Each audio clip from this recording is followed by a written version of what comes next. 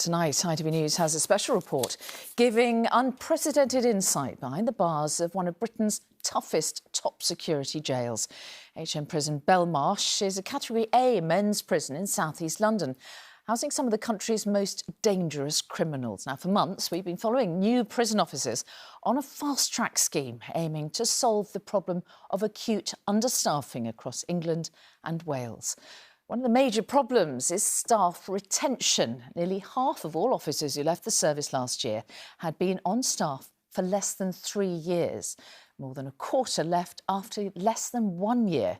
Staff are also facing a growing number of assaults, more than 7,000 in the 12 months to June, and that's up 4% on the previous 12 months. Our social affairs correspondent Sarah Corker has this exclusive report on a scheme to fast-track new staff at Belmarsh. Being a prison officer is a dangerous job. The world behind the barbed wire is a volatile, secretive place. We'd always do moves via radio. We've been given exclusive access to new recruits working in the country's most notorious prisons. Is there going to be more staff? Is this restraint going to become more aggressive and more violent? Will I have to draw my baton? There's literally so many questions going through your head. Officer Brown is on an early shift at Belmarsh, a maximum security male prison. From shoplifters to terrorists, there are all kinds of high-risk criminals here. She's had a radical career change from anthropology graduate to prison guard. And how long have you been at Belmarsh for now? Coming up to 3 months now. And she's already responded to 2 violent incidents. I think both of them were, again, prisoner frustration and then lashing out on staff, if that makes sense. So it led to a prisoner punching a staff member. Was that scary? Running to that? It is, because when you're running into it, you don't know what you're running into, and that unknown is really scary. And how has it made me feel? It's a little bit nerve-wracking, just in terms of oh my days, this is actually happening now. This isn't training anymore, this is real life. This is Alpha 3. We first met the officers back in July during their intensive training. They could have worked in law or medicine, but instead are part of the 2-year Unlocked scheme, which recruits high-flying graduates to work in prisons. What was the reaction from family and friends? I'll be honest, a lot of my friends laughed and said, you'll never be able to do it. Just shock, more or less shock. So it was a mixture. Most of it was, don't do it, you'll get killed. After just 6 weeks of training, they're sent onto the front line. Yes, you're taking off your shoes as well, and your bed. Serious violence is on the increase. On average, 20 prison officers are assaulted every day.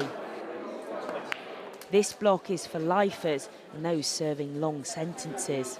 Officer Withers swapped a career in finance for maximum security. Do you think you made the right decision? I think I definitely did, and I think it is a huge turnaround, but also a lot of the skills are very transferable, so you have to deal with sometimes situations which you have limited resources under intense time pressures, but that's all part of the job, is learning how to do that effectively and becoming good at that. So I've been on air now for just under 2 years. This prisoner picks his words carefully.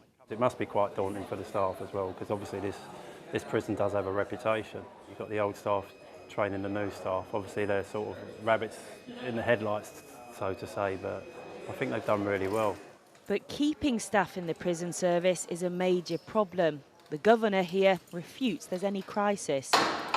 What about overcrowding? I mean, we heard recently the government saying our prisons are nearly full and they need to use police cells to help with that overflow.